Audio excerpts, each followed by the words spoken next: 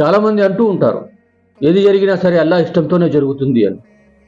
మంచి జరిగినా చెడు జరిగినా సరే అది అల్లా ఇష్టంతోనే జరుగుతుంది అని.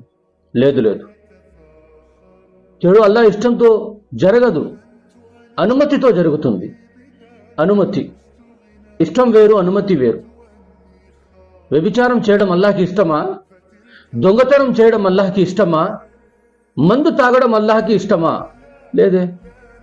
అనుమతి ఉంది, తాగండి, మందు తాగండి. అలాగని మీరు మందు బోటలు పట్టుకున్నంతలోనే మీ చెయ్యి పెరాలసిస్ వచ్చి పడిపోదు.